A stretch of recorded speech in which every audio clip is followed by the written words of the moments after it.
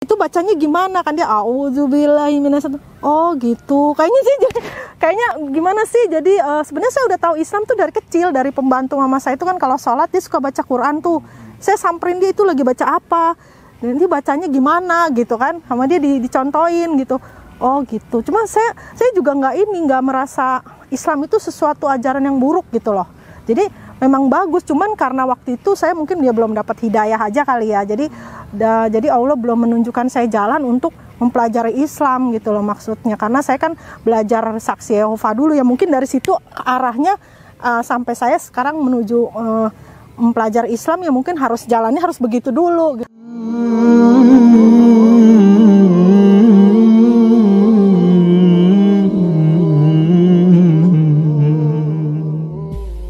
Cerdas. Kalau nama asli sih sesuai akte lahir dan KTP itu Frida aja, nggak pakai apa-apa, Frida aja. Nah terus begitu saya memutuskan masuk Islam, yang memualafkan saya itu kan Pak Kiai Haji Ustadz Endai itu di Baros di Serang waktu itu. Jadi beliau memberikan saya nama Muslim lah gitu ya. Katanya, kamu saya kasih nama Siti Farida Mutmainah gitu, karena dia yang memilihkan nama itu. Saya juga maksudnya itu artinya apa tuh Pak gitu kan, Siti Farida Mutmainah artinya itu wanita yang mandiri katanya, mau begitu gitu kan. Saya bilang, oh ya bagus juga sih, saya bilang kan artinya ya udahlah gitu. Terus ya udah, jadi beliau yang mengurus seperti akte untuk mualaf gitu kan. Jadi di akte juga ditulisnya namanya Siti Farida Mutmainah gitu. Makanya saya juga merasa lebih nyaman gitu pakai nama itu kan ya. Makanya ya udah, jadi kalau untuk teman-teman kerja semua sih nggak ada yang tahu nama saya Siti Farida. Ini mah cuman hanya ya, saya kalau misalnya sama Muslim lah gitu baru saya kasih tahu gitu. Berarti nama Muslim sekarang Siti Farida Mutmainah. Asal mana, Bu? Kalau saya asalnya Jakarta, saya lahir di Jakarta, sekolah di Jakarta, kerja di Jakarta, pokoknya semuanya di Jakarta lah gitu. Jadi dulu sempat tinggal di Bandung juga sih, tapi nggak lama, terus udah gitu balik lagi ke Jakarta gitu. Kalau saya dulu waktu masih sekolah, kan saya disekolahkannya di sekolah mayoritas itu agama Buddha. Jadi saya di sekolahan itu ya otomatis ikut Buddha gitu kan, Buddha. Pokoknya ya ada pelajaran agama Buddha saya ikut, terus ke wihara kayak gitu kan. Jadi ya dari STK, SD, SMP itu di satu sekolahan itu, ya di sekolahan Bhinneka Tunggal Ika itu kan. Jadi agamanya Buddha gitu. Jadi nah begitu saya udah lulus SMA lah ya. Belum lulus sih, saya kenal sama teman saya itu, teman sebangku, dia ngajakin saya gitu, katanya mau belajar Alkitab nggak gitu, karena saya merasa di Buddha ini saya nggak masuk logika gitu ya, saya harus berdoa gitu kan, nyembah patung gitu kan, patung-patung kan namanya kalau di wihara gitu ya. Jadi kayaknya saya kok merasa kok kayak nggak masuk akal banget sih saya nyembah-nyembah kayak gini gitu. Jadi begitu ada yang ngajakin mau belajar Alkitab nggak bayar kok gitu kan. Ada tuh orangnya datang ke rumah, nah saya ikut tuh, orang tua saya nggak tahu, saya main ke rumah dia gitu, saya belajar Alkitab. Nah ternyata setelah saya belajar, saya baru tahu oh itu namanya Saksi Yehova gitu. Jadi di Saksi Yehova ini saya merasa menurut saya lebih masuk di akal gitu dibandingin Buddha ya, maksudnya dibandingin yang Buddha gitu lebih masuk akal, karena kan di situ kan ada mengenai Allah gitu kan, dikasih tahu kita, diajarkan mengenai Allah yang menciptakan alam semesta ini namanya Allah. Terus ada Yesus, tapi dia nggak bilang Yesus itu Tuhan, nggak. Kalau Saksi Yehova dia bilang Yesus itu nabi gitu, rasul. Cuman dia Saksi Yehova ini dia nggak mengajarkan Nabi Muhammad gitu. Jadi nabi terakhir itu ya Yesus gitu. Tapi sebenarnya saya waktu itu sebenarnya sih belum terlalu mengenal mengenai ajaran Islam ya, karena saya kan masih belajar Alkitab terus. Cuman setelah saya mulai kerja, udah lulus kuliah gitu, nah saya tuh banyak kerja di lingkungan itu tuh ada orang-orang Muslim lah gitu. Jadi saya mulai di situ saya memperhatikan orang-orang Muslim ini kok kayaknya ada satu teman kantor saya gitu ya, laki-laki gitu, dia kayaknya taat banget gitu loh ibadahnya kan. Tiap mau sholat, saya permisi dulu ya mau sholat, kok kayaknya rajin banget ini orang sholat gitu ya. Terus saya liatin, orangnya baik gitu kan, maksudnya walaupun di lingkungannya itu mayoritas non muslim tapi dia memperlakukan non muslim itu orangnya baik gitu, maksudnya baik gitu. Jadi saya gimana sih, maksudnya nggak membeda-bedakan lah gitu. Jadi makanya saya tuh merasa kayaknya ini ajaran Islam nih bagus gitu kan, memberikan akhlaknya tuh bagus itu ya kan. Orang teman saya ini kan kayaknya nggak membeda-bedakan agama, terus memperlakukan semua orang tuh baik walaupun beda agama gitu. Dan sebenarnya saya kalau untuk ajaran Islam itu saya dari kecil saya udah tahu sih kan. Dulu kan mama saya juga kan kalau punya pembantu gitu ya, pagi-pagi suka baca Quran, sholat saya suka nyamperin dia, lihat baca apa sih gitu kan, dia lagi baca Quran gitu kan, bilang itu bacanya gimana kan, dia auzubillahi minasyaitonir. Oh gitu, kayaknya gimana sih. Jadi sebenarnya saya udah tahu Islam tuh dari kecil, dari pembantu mama saya itu kan kalau sholat dia suka baca Quran tuh, saya samperin dia itu lagi baca apa, dan dia bacanya gimana gitu kan, sama dia dicontohin gitu. Oh gitu. Cuma saya juga nggak merasa Islam itu sesuatu ajaran yang buruk gitu loh. Jadi memang bagus, cuman karena waktu itu saya mungkin dia belum dapat hidayah aja kali ya. Jadi Allah belum menunjukkan saya jalan untuk mempelajari Islam gitu loh maksudnya. Karena saya kan belajar saksi Yehova dulu ya, mungkin dari situ arahnya sampai saya sekarang menuju mempelajari Islam ya, mungkin jalannya harus begitu dulu gitu. Jadi saya belajar saksi Yehova dulu ya kan. Untungnya saya lebih banyaknya belajar saksi Yehova, jadi saya nggak pusing dengan ajaran-ajaran. Kalau Kristen kan lebih mabok lagi kan, ada Trinitas, ada apa, mungkin lebih nggak masuk di akal. Kalau menurut saya saksi Yehova lebih masuk di akal juga, tapi dia salahnya itu nggak menerima Nabi Muhammad aja gitu. Dan ya begitu aja sih ajaran, karena dia nggak mempercayai Nabi Muhammad gitu. Sesatnya ya di situ gitu. Bu, Masya Allah ya. Dan alasan terbesar ibu nih, Bu Farida, hijrah menjadi muslim. Bagaimana kisahnya, Bu? Ya, hijrah menjadi muslim waktu itu saya kan teman-teman saya juga sebenarnya sih banyak ya, waktu saya kerja itu ada tuh yang muslim gitu. Cuman mereka nggak pernah sih, ayo masuk Islam yuk gitu, nggak pernah gitu. Cuman saya memperhatikan mereka gitu ya, pola hidup ke mereka gitu pada saat mereka beribadah. Kayaknya taat sih gitu loh. Maksudnya kalau Kristen kan beribadah seminggu sekali gitu ya, kalau kayak saya kayak Kristen lah gitu. Kalau ini kok kayaknya rajin gitu, bisa sehari 5 kali gitu kan, patuh gitu. Maksudnya ini saya menarik gitu. Jadi saya berpikir ada suatu ajaran agama yang bisa membuat pengikutnya ini taat gitu loh. Berarti ajaran agama ini nih benar-benar mengajarkan sesuatu yang bagus gitu loh buat pengikutnya. Kenapa pengikutnya kok pada taat semua, disuruh sholat, sedangkan kita aja yang Kristen aja seminggu sekali aja malas gitu kan. Kayaknya saya kadang-kadang juga kalau di kebaktian itu kayaknya gue ngapain gitu, kayaknya jenuh gitu. Tapi kan kalau umat muslim kayaknya saya memperhatikan mau gitu ya sholat gitu 5 kali gitu kan, jadi kayak taat gitu. Nah teman-teman saya dari pergaulan itu gitu, jadi yang memutuskan saya kayaknya ini Islam ini tuh bagus gitu ajarannya gitu. Cuman waktu itu memang saya belum menemukan seseorang yang bisa membimbing saya untuk mempelajari Islam gitu. Jadi di situ saya sebenarnya udah ada rasa tertarikan sih untuk mempelajari Islam. Cuman belum menemukan menemukan seseorang yang bisa membimbing saya untuk masuk Islam gitu. Jadi ya ketika saya bisa menemukan seseorang itu ya ketika saya akhirnya bertemu dengan calon suami saya gitu. Jadi dia bisa dia kebetulan kan muslim. Jadi pada saat saya ngomong begitu, dia akhirnya mau gitu loh membimbing saya untuk mempelajari Islam gitu. Jadi kan saya tiap ada pertanyaan saya tanya ke dia gitu kan, dijawab gini-gini, kalau Islam tuh begini-begini gitu kan. Gitu. Jadi saya kalau pada saat saya udah ada yang membimbing, jadi saya kan bisa baru ada keputusan kan, oh ya saya mau mempelajari Islam nih, saya mau masuk Islam gitu. Jadi kan saya baru di situ calon suami saya juga sering tuh ngasih video kayak Dr. Zakir Naik kayak gitu-gitu kan di YouTube, saya mempelajari gitu kan.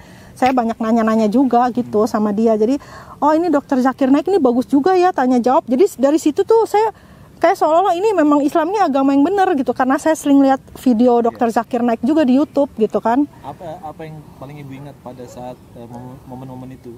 Yang dari Dr. Zakir Naik itu, jadi kan di situ banyak tanya jawab tuh orang-orang Kristen kan, katanya Jadi Dr. Zakir Naik itu bisa menjawab gitu semua pertanyaan mengenai ya ketuhanan Yesus gitu kan, ada dikutip dari ayat-ayat Bible-nya, terus dari Quran juga ya kan, bahwa di Bible itu kan ada kan mengenai bahwa Tuhan itu esa gitu, dan bahwa Yesus itu bukan Tuhan gitu kan. Jadi saya di situ merasa yakin, oh ya Dr. Zakir Naik kan dia sudah menyelidiki semua kitab suci ya kan, sudah membandingkan ya kan, studi perbandingan.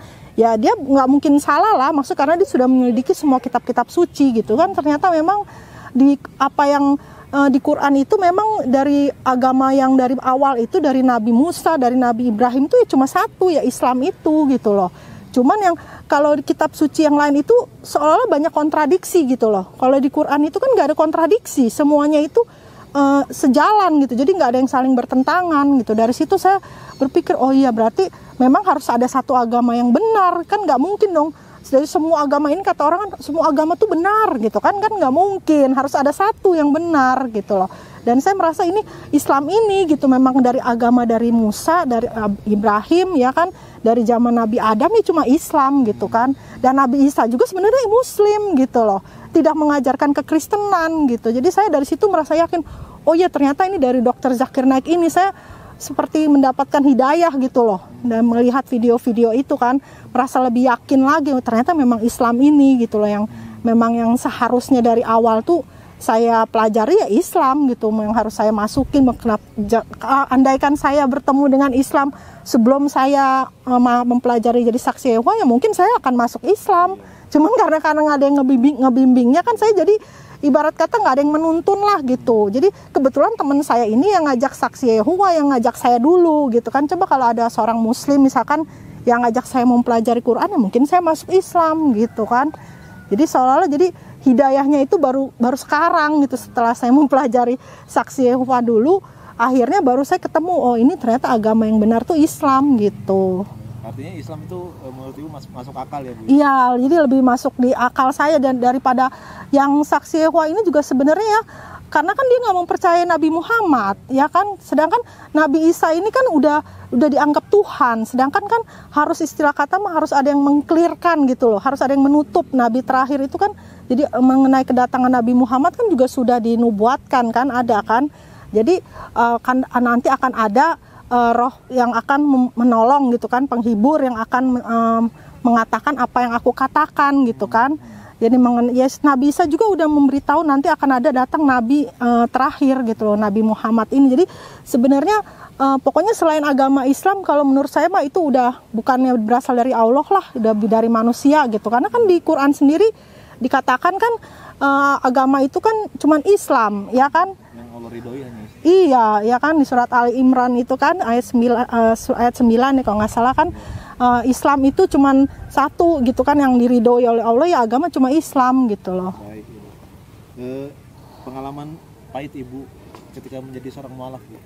Pengalaman pahit ya itu, jadi ketika saya masuk Islam itu kan jadi ya pasti ada penolakan lah ya dari keluarga gitu kan, karena kan keluarga saya kan mama saya Buddha Jepang ya kan, jadi anaknya juga nggak ada yang ngikut dia gitu, dia maunya saya ngikut dia gitu kan, Buddha Jepang. Cuman dari awal saya belajar Alkitab juga dia udah nggak setuju, apalagi saya masuk Islam lebih nggak setuju lagi. Jadi udah kayaknya benar-benar begitu saya pakai kerudung aja nih, saya memutuskan pakai kerudung langsung, ngapain sih lu pakai kerudung gitu kan, dia bilangnya pakai tudung, katanya lu ngapain pakai tudung. Saya bilang ya biarin aja, emang kenapa gitu kan, saya bilang kan. Kalau saya sih berpikirnya gini ya, ibarat kata kan kita hidup itu kan di dunia itu, kalau menurut ajaran Islam itu kan bukan untuk kesenangan, mencari kesenangan ya, kesenangan di dunia itu cuma sementara gitu. Tujuan kita hidup tuh apa gitu, apa kita cuma diciptakan terus kita makan, minum, senang-senang, mati. Nah setelah mati kita kemana gitu kan. Jadi saya, itu suatu pertanyaan, tanda tanya gitu buat saya. Nah dalam Islam saya menemukan jawaban gitu loh. Oh ternyata kita hidup itu, tujuan kita diciptakan Allah itu untuk beribadah gitu loh, untuk beribadah. Dan kita ini bukan untuk kesenangan di dunia, kita yang kita cari itu buat di akhirat gitu loh.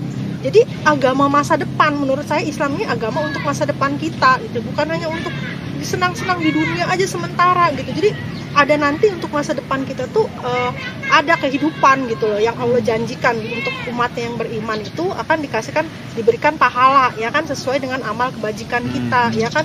Nah jadi walaupun saya banyak cobaan, menurut saya ya itu wajar lah. Kita mau dapat sesuatu hadiah dari Allah, masa kita mau yang enak-enaknya aja gitu loh, istilah kata ya.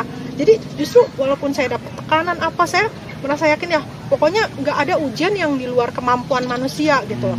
Jadi Allah pasti akan selalu memberikan solusinya gitu kan. Yang penting kita ya mendekatkan diri sama Allah, maksud bergantung lah gitu. Ya jadi kan setiap orang itu kan kalau saya berpikirnya gini loh, kan nggak ada agama lain tuh yang bisa memberikan saya tuh untuk masa depan saya gitu loh. Jadi seolah-olah apalagi kalau agama saya yang dulu gitu kan, nggak dikasih tahu bahwa nanti kita mati tuh akan ada siksa kubur lah, itu nggak ada gitu loh. Jadi ya kita kan mau berbuat dosa jadi nggak ada rasa takut gitu kan, los aja berbuat dosa. Tapi kalau orang muslim kan mikir, wah ntar gua kalau berbuat dosa gue di alam kubur gue gimana gitu kan, disiksa.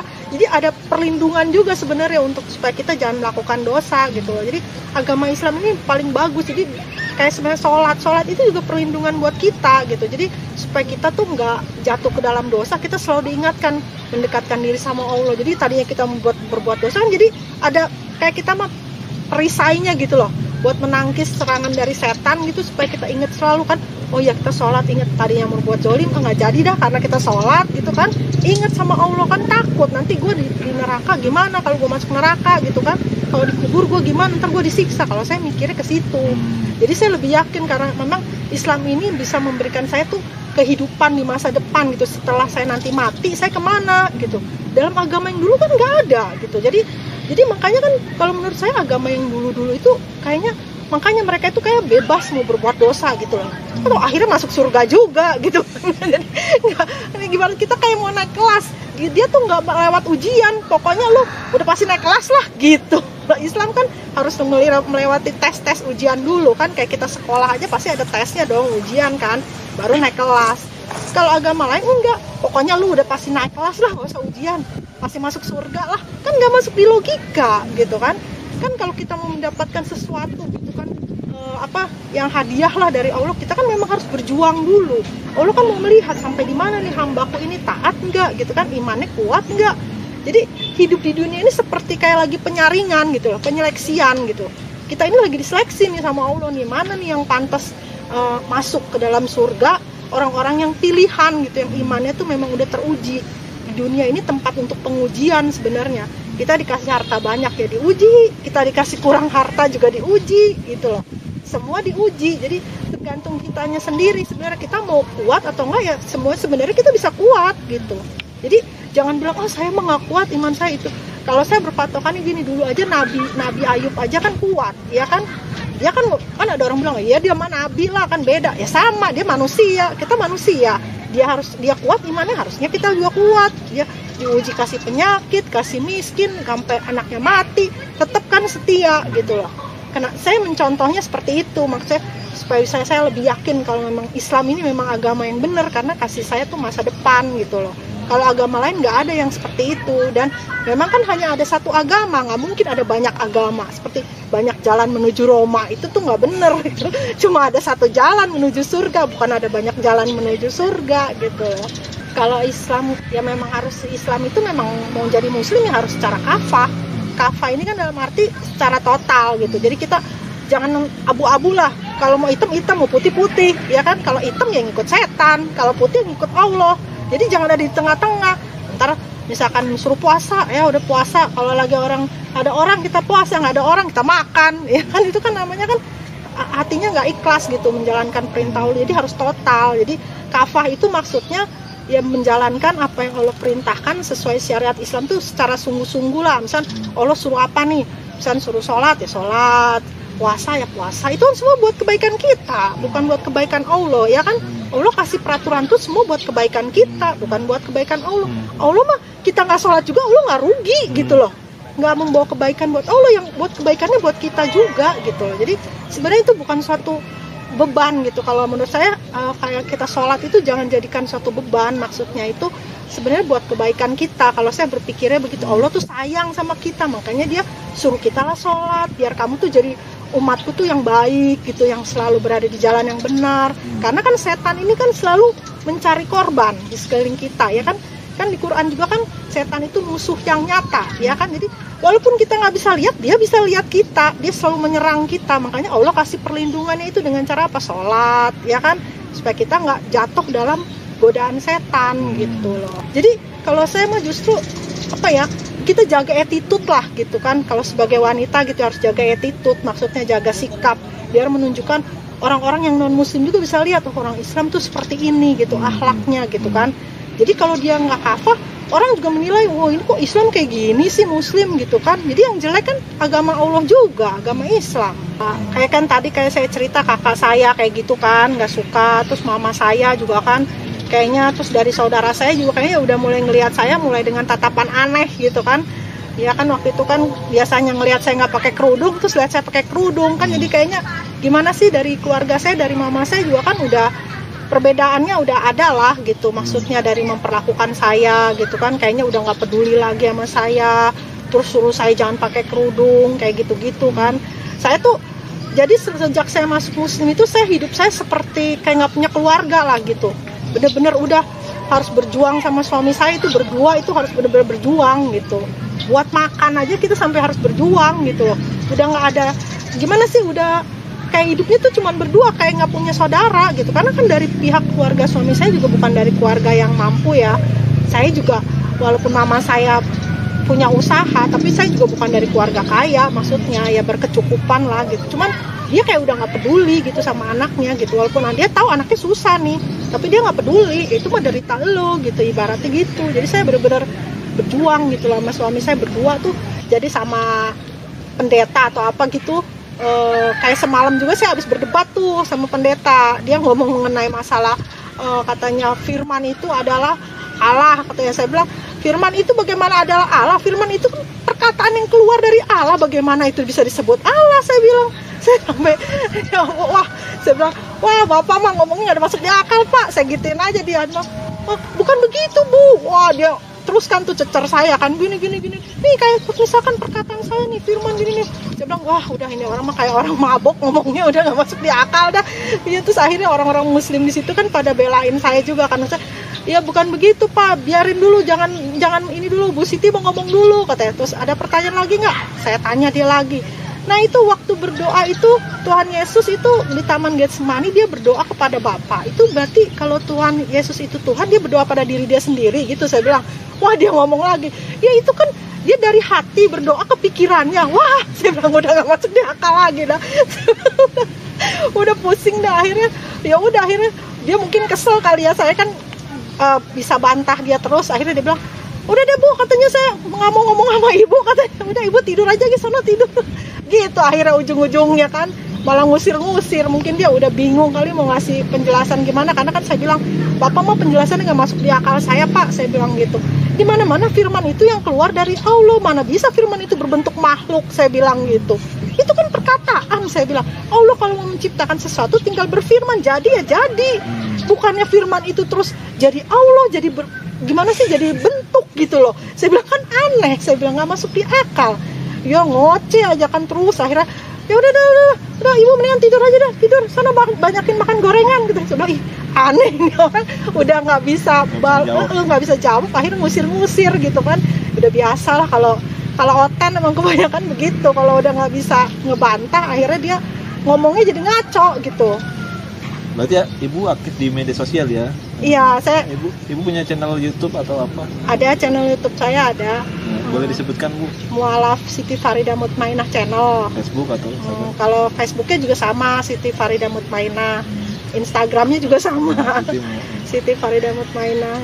Ya kalau misalnya pesan untuk mualaf sih, kalau menurut saya kalau misalnya udah dapet hidayah gitu ya, misalkan udah kita berpikirlah secara akal sehat gitu ya. Kalau misalnya kita melihat sekeliling kita gitu kan, ini semua ini siapa yang ciptain gitu kan, pasti ada penciptanya. Kita ada di dunia ini apa cuman untuk senang-senang mati aja kan, enggak. Kalau seharusnya kalau kayak Oten gitu, kalau dia mau berpikir menggunakan akal sehat, jangan yang ngeblunder gitu, kayaknya otaknya ngejelimet gitu kayaknya. Cobalah berpikir secara logikanya gitu ya. Dia mau jangan mengutamakan kesombongan dia gitu kan, keegoan dia, mempertahankan gitu kesombongan. Cobalah berpikir ini lebih masuk akal di mana gitu loh kan. Misalnya ajaran Islam lebih masuk di akal, cobalah selidiki bener nggak ini ajaran Islam. Kalau saya mah maunya begitu ya, semua yang mau jadi mu'alaf harusnya berpikir secara akal sehat, selidiki gitu loh. Kitab suci dia selidiki kalau perlu ya kan, bener nggak di kitab suci saya begini nih seperti yang dikatakan Muslim ya kan.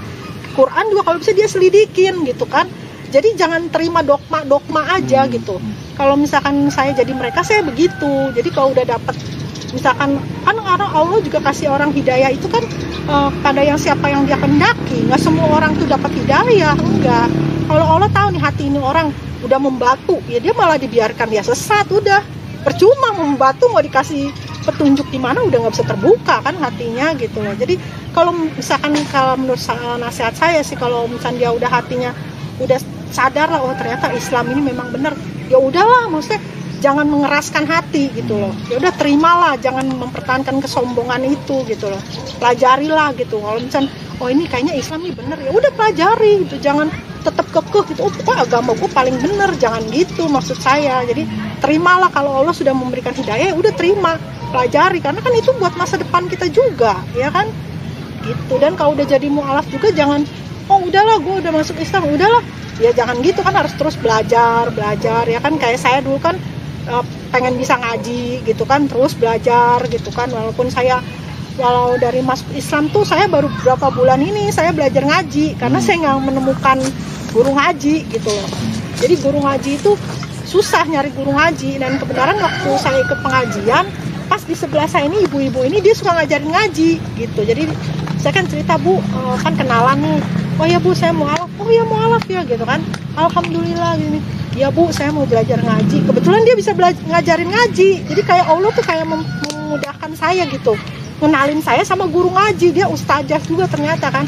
Akhirnya oh ya udah deh nanti saya atur waktu ya. Akhirnya terus udah 2 hari dia ngobrol sama saya, kapan Bu waktunya bisanya belajar ngaji. Terus kayaknya saya seneng banget karena kan saya udah masuk Islam udah lama kan, saya baru bisa mau belajar ngaji gitu. Dia ternyata udah nggak belajar, ibu ini juga cerita, tahu nggak Ibu sebenarnya saya itu, katanya saya dari awal saya pertama kali ngajarin orang ngaji saya nggak pernah mau ngajar pagi katanya, tapi sama Ibu saya bisa mau katanya gitu. Orang mau bayar saya berapa banyak aja saya disuruh ngajar pagi saya nggak mau, tapi kalau sama Ibu saya bisa mau. Kenapa? Karena kayak saya dikasih petunjuk sama Allah gitu loh, nih ngajarin ibu ini gitu loh, dia tuh mu'alaf, dia pengen belajar ngaji gitu. Makanya hati saya tuh langsung tek gitu, kayaknya wah kayaknya Allah tuh bener-bener ngasih petunjuk gitu ya, maksudnya kemudahan buat saya supaya saya ngaji. Itu ibu aja yang tadinya nggak mau ngajar pagi bisa mau gitu ngajarin saya gitu kan. Padahal saya juga bayar dia juga ala kadarnya gitu kan, nggak seberapa, dia dibayar sama orang mungkin lebih besar daripada bayaran saya, tapi dia mau gitu karena dia tulus gitu loh. Karena dia bilang, Bu saya ikhlas kok ngajarin Ibu, katanya. Dia nggak ngelihat uangnya, dia memang ikhlas ngajarin saya gitu. Jadi ya terserah saya aja mau ngasih dia berapa, yang penting Ibu ikhlas, anggap aja Ibu sedekah sama saya, katanya gitu. Dalam alhamdulillah gitu, saya kan seneng banget gitu ya. Terus udah diajarin ngaji, terus udah sebulan gitu, saya udah bisa kan, udah lumayan bisa belajar Iqra gitu ya. Terus dia gini, Ibu nyangka nggak, katanya, Ibu bisa belajar Iqra secepat ini? Saya bilang nggak nyangka, karena saya merasa saya udah tua ya kan, daya tangkap saya udah kurang nih kalau suruh ngapalin huruf hijaiyah kan. Ibu nyangka nggak sebulan ini Ibu udah bisa huruf Iqra? Nggak nyangka, saya juga nggak nyangka, kata dia. Cuman ini kan atau karena Ibu ada niat, keinginan mau cepet bisa, jadi Allah tuh tahu, Allah mempermudah, katanya gitu. Jadi iya sih Bu, memang saya semangat Bu, saya pengen bisa banget bisa baca Quran gitu. Selama ini saya baca Latinnya melulu kan, saya pengen bisa baca Arabnya gitu. Jadi benar-benar semangat banget gitu loh. Jadi Allah tuh tahu nih orang nih pengen bisa baca Quran gitu, makanya dipermudah, diketemukanlah saya dengan ibu ini ya kan, yang mau ngajarin saya gitu. Saya mau pengajian juga, aduh saya nggak punya baju gamis gitu, akhirnya saya bisa kebeli. Dalam hati saya nih kalau ada ngedengar suara orang, kan sebelah saya kan majelis taklim tuh, suka ada yang sholawatan gitu kan kalau mau ngaji. Saya tuh dalam hati saya, aduh saya pengen ikut ngaji tapi saya nggak punya baju gamis gitu kan. Ya Allah, saya pengen punya baju gamis, saya pengen ikut pengajian. Itu tuh sampai saya udah tinggal di situ udah 6 bulan baru saya ikut pengajian. Padahal tiap hari Rabu tuh pengajian di sebelah saya itu. Cuman saking nggak punya baju, jadi nggak bisa ikut gitu kan. Saya selalu, ya Allah saya pengen ikut pengajian, ya Allah pengen punya baju gamis deh saya gitu kan. Bukannya saya nggak pengen ikut, pengen. Kalau saya nggak ikut pengajian saya nggak ketemu sama itu ibu, ya kan. Terus saya nggak bisa belajar ngaji. Jadi kan Allah kan kayak udah ngarahin saya gitu loh. Nih lo kamu harus ikut pengajian biar kamu bisa belajar ngaji gitu. Jadi saya di situ dari rasa ya Allah tuh kayaknya ngasih kemudahan gitu buat saya, karena saya tiap berdoa kan selalu memohonkan, ya Allah saya pengen belajar ngaji nih, saya pengen punya baju gamis nih buat ikut pengajian, dan dikabulin semua gitu loh, alhamdulillah gitu.